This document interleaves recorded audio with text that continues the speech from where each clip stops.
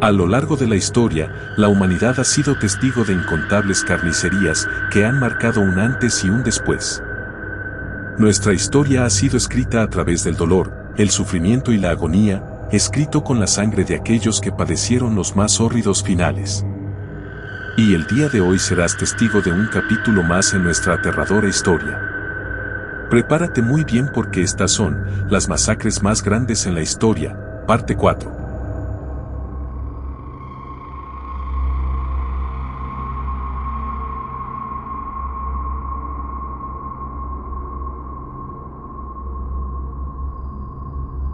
Soweto es una extensa área urbana situada a 24 kilómetros al suroeste de Johannesburgo, la capital económica de Sudáfrica. Su población aproximada se estima entre 3 y 4 millones de personas.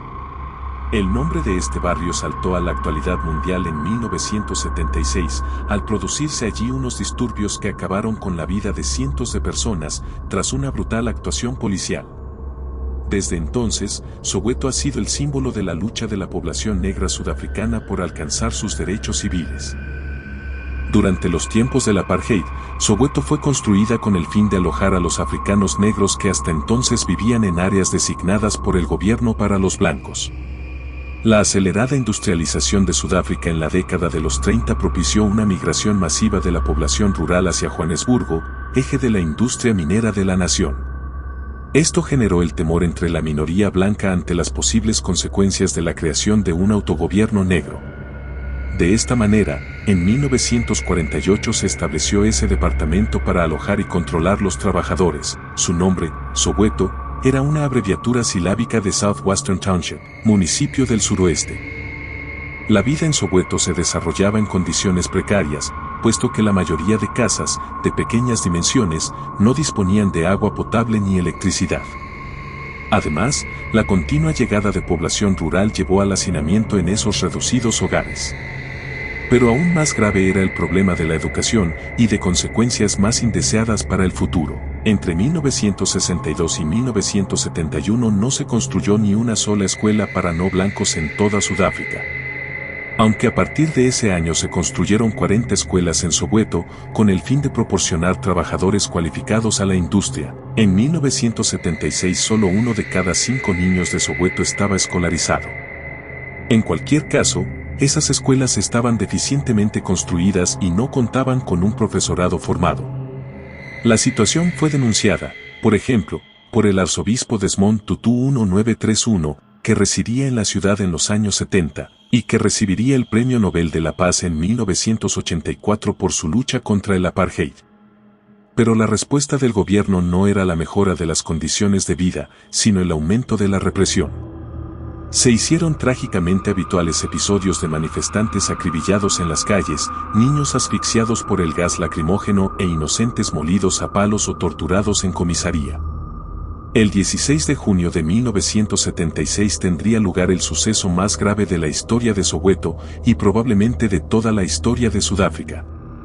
El desencadenante de la revuelta sería la oposición al Afrikaans Medium Decree, la ley de 1974 por la que la enseñanza debía impartirse en afrikaans y en inglés por igual, y que había entrado en vigor el 1 de enero de 1975.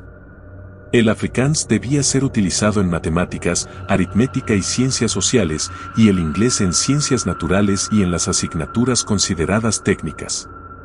Las lenguas indígenas quedaban relegadas a la instrucción religiosa, la música y la educación física. La decisión de implantar el afrikaans en la escuela era algo descabellado, teniendo en cuenta que la población negra urbana no hablaba esa lengua. Ante el descontento y la frustración que padecían los habitantes de Soweto, esta medida fue interpretada como una nueva y definitiva agresión. Según una encuesta, el 98% de los estudiantes de Soweto no querían recibir enseñanza en afrikaans, puesto que ese idioma era identificado históricamente como el lenguaje del opresor, prefiriendo el inglés, más utilizado en el comercio y la industria. El resentimiento ante la imposición del afrikaans en la enseñanza fue creciendo. En febrero de 1976, 2 profesores de otra provincia fueron despedidos por negarse a enseñar en afrikaans. Los estudiantes y maestros de Soweto se hicieron eco de ese sentimiento de resistencia ante la imposición de ese idioma. Desde mediados de marzo, una docena de estudiantes se declararon en huelga y fueron muchos más los que se negaron a realizar sus exámenes trimestrales. La tensión en las aulas siguió creciendo hasta que el 30 de abril de 1976 los alumnos de la escuela Orlando West Jr., en Soweto, decidieron declararse en huelga, negándose a acudir a clase. Su rebelión no tardó en extenderse a otras escuelas de Soweto. Un estudiante propuso celebrar una reunión el 13 de junio para decidir la estrategia a seguir. Allí se acordó formar un comité de acción, Action Committee. Este órgano representativo de la población escolar de Soweto convocaría una manifestación para el 16 de junio, con el fin de dar a conocer sus reivindicaciones. Los preparativos de esta acción serían llevados en tal secreto que ni los padres ni los profesores de los alumnos implicados tendrían conocimiento de ellos. La policía tampoco tendría ningún indicio de lo que se estaba preparando, por lo que la revuelta cogería a todos totalmente por sorpresa. En la mañana del 16 de junio, cientos de estudiantes negros se dirigieron directamente hacia el Estadio Orlando, el lugar elegido para la protesta. Muchos alumnos acudieron con normalidad a sus escuelas al desconocer la convocatoria. Allí se les informó de la acción que se iba a llevar a cabo y todos ellos se sumaron con entusiasmo, emprendiendo también el camino hacia el estadio. Desde un primer momento, el Comité de Acción dejó claro que la protesta debía ser pacífica, lo que hizo que la mayoría de profesores se uniesen también a la manifestación. Los alumnos de todas las escuelas de Soweto fueron convergiendo hacia el estadio, en un ambiente reivindicativo a la vez que festivo. Una vez que todos los alumnos estuvieron concentrados frente al estadio, en un número aproximado de 10,000, comenzó la marcha, que debía dirigirse hacia la Orlando High School. Los manifestantes portaban pancartas en las que mostraban su rechazo a recibir la educación en afrikáans. Por su parte, los miembros del Comité de Acción impartieron consignas claras a los asistentes de no provocar a la policía. Pero entonces sucedió la tragedia. Según confirmarían testigos de ambos bandos, algunos de los muchachos que participaban en la marcha comenzaron a lanzar piedras a los agentes antidisturbios que se habían apostado en el camino que debía seguir la marcha. La policía intentó calmar los ánimos, emitiendo los correspondientes mensajes por megáfono, pero la tensión comenzó a crecer más y más, hasta que los agentes decidieron emplear perros y lanzar gas lacrimógeno para disolver a los estudiantes. Lejos de lograr dispersar a los manifestantes, estos lograron atrapar a uno de los perros, golpeándolo hasta matarlo. Cuando los policías vieron que podían quedar rodeados, uno de ellos, el coronel Kleinheld, disparó contra la multitud, desatando inmediatamente el pánico y el caos. Los estudiantes comenzaron a gritar y a correr, y se oyeron más disparos. El primer muchacho en caer víctima de las balas fue Hastings Ndlovu. Pero sería el segundo, un chico de 12 años llamado Hector Peterson, quien se haría tristemente célebre. La fotografía de su cuerpo, en brazos de un compañero que corría en busca de ayuda, Mujisama Kubo, y acompañado por su hermana Antoinette, daría la vuelta al mundo.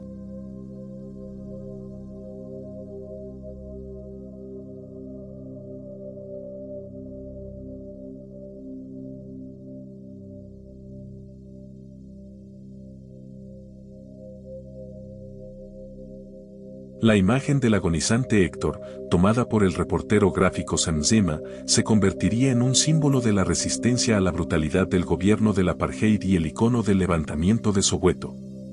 Tanto el joven que llevaba en brazos a Héctor como su hermana serían acosados por la policía después del incidente, lo que obligó a ellos y a sus familias a pasar a la clandestinidad. Los disturbios continuaron a lo largo del día. Entre las víctimas de la jornada tuvieron que contarse 2 blancos. Uno de ellos fue Maudel Adelstein, un sociólogo que acababa de publicar un libro titulado Lo que piensan los jóvenes africanos. Paradójicamente, Edelstein profesaba una gran simpatía hacia las reivindicaciones de la población negra y había advertido en sus escritos que los estudiantes negros estaban furiosos y a punto de explotar. Edelstein previó lúcidamente el estallido social, pero no la forma en que el volcán terminaría consumiéndole. En aquella mañana del 16 de junio de 1976 estaba efectuando un trabajo de investigación en una clínica de Soweto, cuando estalló la revuelta. La policía advirtió a todos los blancos que debían marcharse, pero Edelstein se quedó al sentirse seguro. Cuando los manifestantes aparecieron ante la clínica, Edelstein se asomó a la puerta principal a darles la bienvenida, pero la multitud no lo reconoció y de nada valieron sus explicaciones, lo mataron a patadas. Durante esas horas de violencia, los bares y las tiendas de licores fueron también objetivo de los estudiantes. Muchos de estos locales, pese a estar regentados por negros, fueron destrozados, ya que existía el convencimiento de que el gobierno promovía el consumo de alcohol para mantener el control sobre la población negra. A la caída de la noche, los disturbios cesaron. La policía patrulló las calles de Soweto en vehículos blindados y tanquetas. Mientras tanto, los hospitales se encontraban colapsados ante la gran cantidad de jóvenes heridos que llegaban a sus puertas. Sin embargo, se desconocen las cifras de heridos de bala ya que los médicos prefirieron no reflejar ese dato en los partes oficiales por las complicaciones que podía acarrear a las familias. Al día siguiente, 1.500 agentes de policía armados con fusiles automáticos se apostaron en las calles. Los helicópteros sobrevolaban Soweto, mientras varias unidades del ejército permanecían fuera del barrio, dispuestas a intervenir en caso necesario. Sin embargo, esta exhibición de fuerza no logró disuadir a los estudiantes, quienes protagonizaron algunos incidentes. La policía reaccionó con gran violencia, disparando contra los grupos de manifestantes y provocando más muertos. El número total de víctimas en los disturbios de Soweto se desconoce. Las estimaciones varían entre 200 y 600, aunque probablemente se esté más cerca de esa segunda cantidad, tal como atestiguaron las cifras aportadas por las agencias de noticias. Lo que está claro es que el balance oficial, reducido a solo 23 muertos, estaba muy alejado de la realidad. Pero incluso esta cifra debió parecer excesiva a las autoridades sudafricanas, ya que en un primer momento tan solo admitieron 3 muertos entre los estudiantes.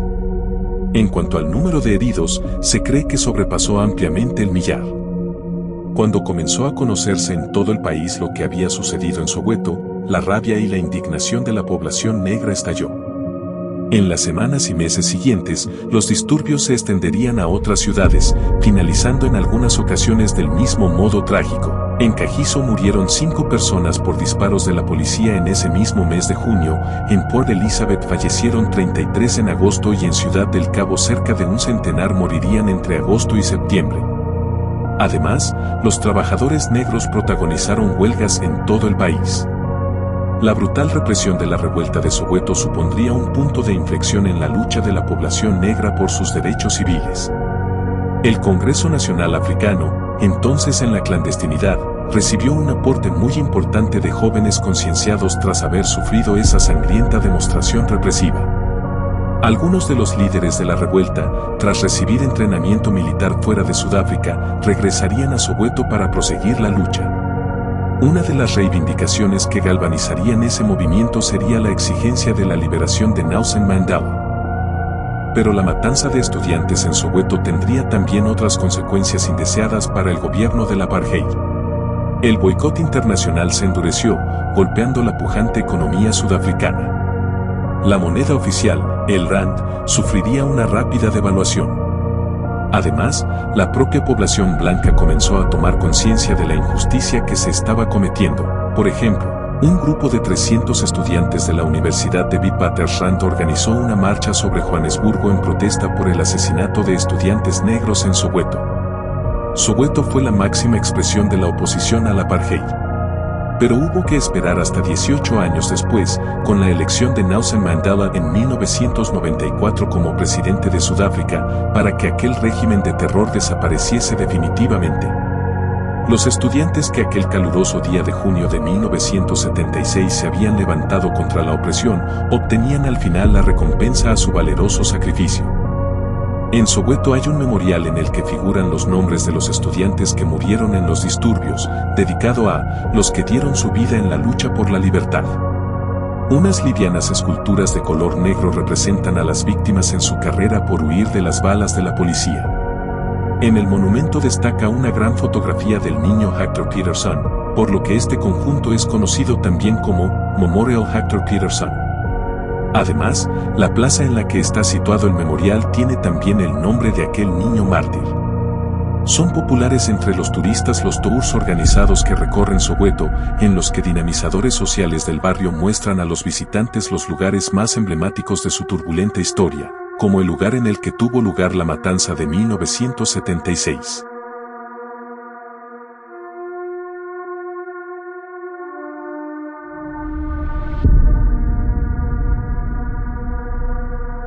El 12 de julio de 1995, las televisiones de todo el mundo emitieron unas imágenes en las que aparecía el jefe de Estado Mayor del Ejército de los Serbios de Bosnia, el general Ratko Mladic, tranquilizando a un grupo de bosnios musulmanes en un campamento de refugiados de Srebrenica. Los serbios acababan de conquistar esta ciudad, situada al este de Bosnia y a solo 15 kilómetros de la frontera con Serbia, después de un largo asedio. Y los bosnios temían que las fuerzas ocupantes se tomasen cumplida venganza, causando una carnicería. En apariencia, nada de eso iba a pasar. El general Mladic conversaba amigablemente con los refugiados e incluso repartía caramelos entre los niños. La presencia de 450 cascos azules holandeses, el área había sido declarada zona segura por la ONU, contribuía a ofrecer esa imagen de seguridad. Los bosnios musulmanes iban a ser trasladados en autobuses a las zonas controladas por las autoridades bosnias. Pero esas tranquilizadoras imágenes no se correspondían con la terrorífica realidad que iba a producirse a espaldas de las cámaras. Mientras el general Mladic repartía golosinas, por su cabeza estaba rondando el plan para exterminar en las horas siguientes a parte de aquellos refugiados que estaban dejando de lado su escepticismo para creer que podían escapar del infierno de la guerra, una guerra fratricida que había comenzado 4 años antes. El 15 de octubre de 1991, el Parlamento bosnio inició su turbulento camino a la independencia con una declaración de soberanía. La República de Bosnia-Herzegovina fue reconocida por la Unión Europea el 6 de abril de 1992 y por Estados Unidos al día siguiente. Esta flamante nación independiente nacía con unos inmejorables avales, al mismo tiempo que se desataba una feroz lucha por el control del territorio entre los 3 grupos mayoritarios de población del país: los bosnios musulmanes, los serbobosnios ortodoxos y los bosniocroatas católicos. La comunidad internacional llevó a cabo varios intentos de establecer la paz en la zona, pero con éxitos muy limitados. En el este de Bosnia, en la zona fronteriza con Serbia, la lucha entre los bosnios musulmanes y los serbobosnios, apoyados obviamente por Serbia, sería encarnizada. El conflicto daría carta de naturaleza al término limpieza étnica. En el territorio bosnio se desató una campaña de traslados forzosos de la que fueron víctimas tanto los serbobosnios como los musulmanes. Los serbobosnios intentaron agruparse todos en la misma zona con el objetivo de formar su propio estado, la República Serbia de Bosnia, Republika Srpska. El área elegida fue la Podrinje Central, también conocida como región de Srebrenica. Aunque los serbobosnios eran mayoría en la Podrinje, no lo eran en el área de influencia de la capital, Srebrenica. Pero los serbobosnios no podían renunciar a esa zona, ya que esa renuncia implicaría la creación de un enclave musulmán en su nuevo estado, que quedaría así dividido en 2, haciéndolo, por tanto, inviable.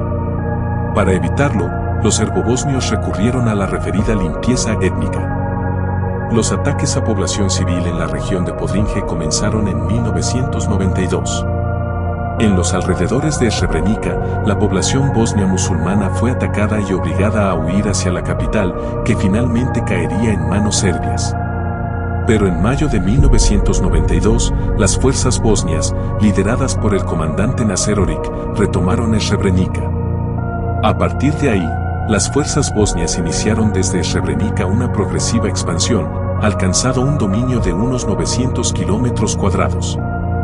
Durante esas operaciones militares, los bosnios perpetraron algunas matanzas entre la población civil serbia en venganza por acciones serbias similares, contribuyendo así a acelerar la espiral de violencia. Meses después de ese periodo de expansión bosnio, un reorganizado ejército serbobosnio al mando de Ratko Mladic contraatacó con una nueva ofensiva a gran escala, capturando las zonas próximas a Srebrenica, hasta que la capital quedó nuevamente convertida en un enclave aislado. La población bosnia de los pueblos de alrededor huyó en masa hacia Srebrenica, presa del pánico, incrementando la población de la ciudad hasta alcanzar los 50.000 o 60.000 habitantes. En marzo de 1993, el general francés Philippe Morillon, comandante de las Fuerzas de Protección de las Naciones Unidas, UNPROFOR, visitó Srebrenica. Para entonces, la superpoblada ciudad se encontraba en estado de sitio. Escaseaban la comida y las medicinas. Además, los serbobosnios se encargaron de destruir los depósitos que la abastecían de agua corriente, contribuyendo a empeorar aún más las condiciones de vida de los sitiados. A pesar de ese panorama tan poco halagüeño, el general Morillon dijo públicamente a los aterrorizados habitantes de Srebrenica que la ciudad estaba bajo protección de la ONU y que nunca los abandonarían. La garantía de la comunidad internacional se sustanció el 16 de abril de 1993, cuando el Consejo de Seguridad de las Naciones Unidas aprobó una resolución por la que se declaraba Srebrenica área segura, libre de ataques y otras acciones hostiles. 2 días después, el primer contingente de tropas del UNPROFOR llegaba al enclave de Srebrenica. Aunque se estimaba que eran necesarios unos 34.000 soldados para proteger a los civiles, la comunidad internacional rehusó aportar tantas tropas y acordó, en su lugar, desplegar solamente 7.500 efectivos. Además, UNPROFOR solo estaba autorizada a usar la fuerza en defensa propia y no en defensa de los civiles a los que debían proteger. De este modo, la comunidad internacional calmaba su conciencia, pero se allanaba el camino para que los serbobosnios actuasen contra los civiles bosnios con total impunidad. Como era de prever, la protección de la ONU no sirvió para que los serbobosnios renunciasen a su objetivo declarado de tomar Srebrenica y vaciarla de población bosnia. Permanecieron bien armados y dispuestos para iniciar el asalto a la capital. En cambio, las fuerzas bosnias, confiando en el paraguas que le había ofrecido la comunidad internacional, iniciaron su desmilitarización. La única unidad que quedaría en Srebrenica sería la 28. División de montaña, equipada deficientemente, muy pocos hombres disponían de uniforme y con una estructura de mando débil. El aspecto de sus integrantes tenía más similitudes con una partida de bandoleros que con un ejército moderno, puesto que algunos de ellos portaban únicamente armas blancas o, a lo sumo, viejos rifles de caza. Mientras, los serbios ponían todo tipo de obstáculos a los convoyes de ayuda internacional que se dirigían a Srebrenica. Los productos de primera necesidad como las medicinas, la comida y el combustible se hicieron aún más escasos en la ciudad. Con la excusa de que las tropas bosnias estaban utilizando el área segura como base para lanzar un hipotético contraataque, los serbobosnios efectuaban fuego de artillería indiscriminado destinado a socavar la moral de los sitiados. A principios de 1995, las dificultades de los convoyes de suministros para superar el cerco de los serbobosnios eran extremas. Aunque resulte sorprendente, hasta las fuerzas de la ONU se veían imposibilitadas de conseguir algo tan fundamental como era el combustible y la munición. Los cascos azules se veían obligados a patrullar a pie. Además, algunos de los soldados de la ONU que se alejaron de la zona segura durante las patrullas fueron retenidos por las tropas serbias. Pero la UNPROFOR, en lugar de dar más cobertura a sus tropas destinadas en Srebrenica, decidió reducir el contingente, que cayó de 600 a menos de 400. La situación de la población civil en Srebrenica iba cada día de mal en peor. El frágil corredor humanitario, prácticamente inoperante, no lograba abastecer a los refugiados y comenzaron a contabilizarse los primeros fallecimientos por hambre. Anticipando la inminencia del desastre, los principales oficiales bosnios iban abandonando el enclave en helicóptero. En cuanto al frente diplomático, la poco convincente presión de la comunidad internacional para instaurar un acuerdo de paz encadenaba un fracaso tras otro. En marzo de 1995, el presidente de la República Serbia de Bosnia, Radovan Karadzic, envió una directriz a su ejército acerca de la estrategia a seguir en el enclave de Srebrenica. Dicha directriz indicaba que las fuerzas serbobosnias debían crear, mediante operaciones de combate bien planificadas, una situación de inseguridad tal que no haya esperanza de supervivencia de vida alguna para los habitantes de Srebrenica. La estudiada ambigüedad de su redactado no lograba enmascarar el carácter criminal de la nota al alentar claramente el asesinato masivo de la población civil. El 2 de julio de 1995, el general Mladic puso en marcha la primera fase del asalto a Srebrenica. 4 días después, 2 columnas serbobosnias penetraron en el área controlada por la ONU, sin que los cascos azules salieran a su encuentro, para detenerse por decisión propia a 1 kilómetro escaso de la entrada a la ciudad. La desesperación entre los bosnios era creciente al comprobar cómo la comunidad internacional miraba hacia otro lado.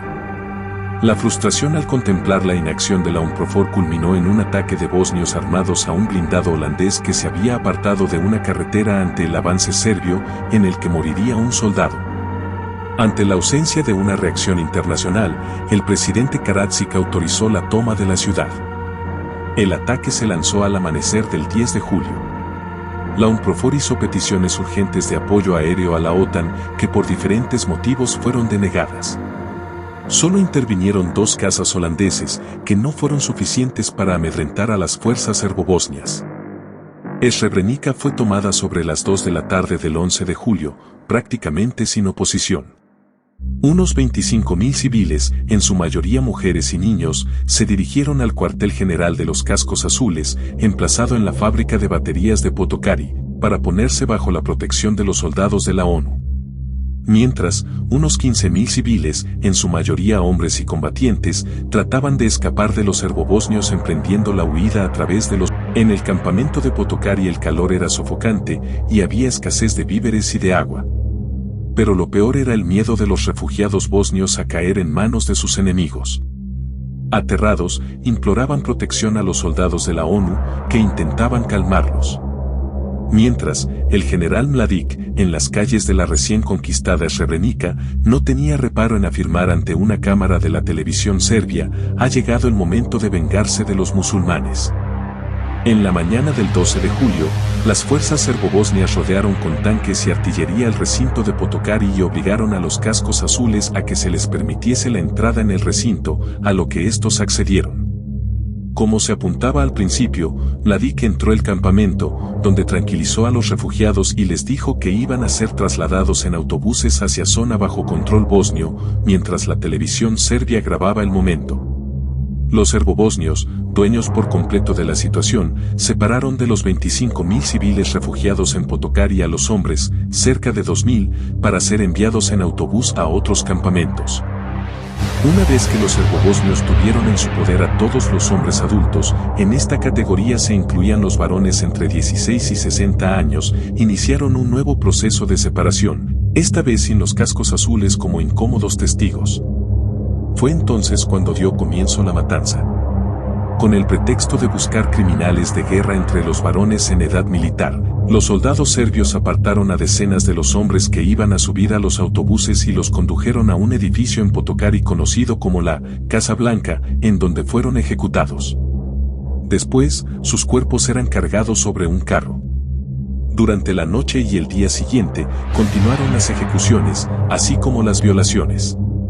Según manifestarían posteriormente los Cascos Azules holandeses, no sería hasta el día siguiente cuando se dieron cuenta de que los serbios asesinaban a algunos de los hombres que habían sido separados. Unos soldados relataron años después que se dirigieron a la parte de atrás de la Casa Blanca, siguiendo a 2 soldados serbios que llevaban a un prisionero bosnio. Oyeron un disparo y vieron a los 2 soldados volver solos. Según el testimonio de un oficial holandés, se oyeron descargas de fusil entre 20 y 40 veces a la hora durante toda la tarde. Muchos de los detenidos fueron obligados a subir en camiones y conducidos a otros lugares de ejecución. Los fusilamientos se realizaban durante la noche, bajo luces eléctricas. Unas excavadoras se encargaron de nivelar las fosas comunes. Según pruebas posteriores, algunos fueron enterrados vivos. Pero estos asesinatos masivos no pasaban desapercibidos a ojos de la OTAN y la UNPROFOR. Las fotografías captadas por los aviones permitieron observar en detalle cómo se removía la tierra para cavar y tapar las fosas comunes. Según la lista que posteriormente elaboraría la Comisión Federal de Personas Desaparecidas, el número de desaparecidos en el área de Srebrenica se elevó a 8.373 personas. De ellas, como mínimo unas 3.000 fueron asesinadas, ya que esa es la cantidad de cadáveres que se han hallado. La reacción de la comunidad internacional ante esta matanza fue, en un primer momento, muy tibia. Los principales líderes europeos condenaron la masacre, pero nadie propuso incrementar el número de efectivos en la zona. No obstante, el impacto de las informaciones publicadas en la prensa obligó a una mayor implicación de la comunidad internacional en la detención de la guerra. La matanza de Srebrenica se giró en contra de los serbobosnios. Además de generar una fuerte ola de simpatía internacional hacia los bosnios y la criminalización de la causa serbia, la masacre tuvo una enorme repercusión en el mundo islámico, contribuyendo a la llegada a Bosnia de gran cantidad de guerrilleros dispuestos a luchar junto a los bosnios musulmanes. La acentuación del ingrediente religioso contribuiría a una radicalización aún mayor del conflicto. En 1996, Ratko Mladic, junto con otros líderes serbios, fue acusado de crímenes de guerra y genocidio en ausencia por el Tribunal Penal Internacional para la antigua Yugoslavia en La Haya, tanto por la masacre de Srebrenica como por el asedio a Sarajevo, en el que murieron 10.000 personas. Aunque el gobierno norteamericano ofreció $5 millones por su arresto, Mladic no pudo ser localizado. En cambio, el presidente serbobosnio Radovan Karadzic, también acusado de crímenes de guerra y genocidio, sí pudo ser detenido en julio de 2008 en Belgrado, donde ejercía como especialista en medicina alternativa en una clínica privada bajo identidad falsa. Karadzic estaba considerado el autor intelectual de la masacre.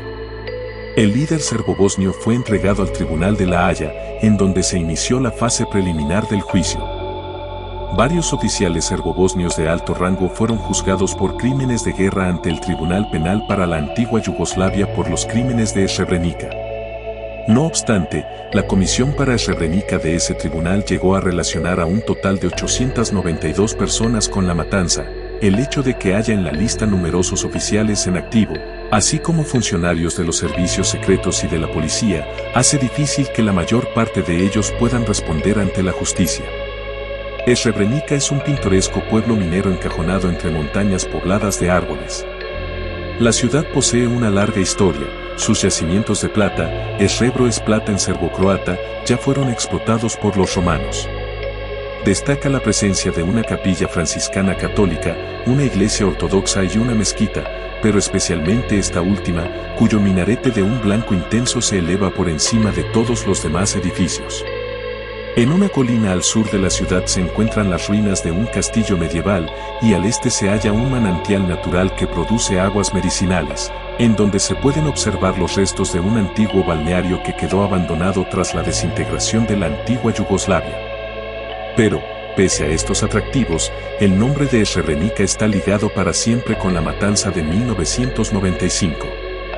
En el lugar que ocupaba el campamento de refugiados de Potocari se levanta hoy un gran memorial que recuerda lo que allí ocurrió. La ciudad tiene un cementerio en memoria de las víctimas de la masacre, monumento que fue inaugurado en 2003 por el que fuera presidente norteamericano Bill Clinton. En Belgrado existe una curiosa ruta turística que recorre el lugar en el que se ocultó Radovan Karadzic, la clínica en la que luego ejerció como médico alternativo con el nombre de David Tebek, el restaurante en el que solía comer e incluso la tienda en la que el líder serbobosnio compraba el pan a diario. El tour acaba en el edificio del juzgado desde el que fue entregado al Tribunal de La Haya.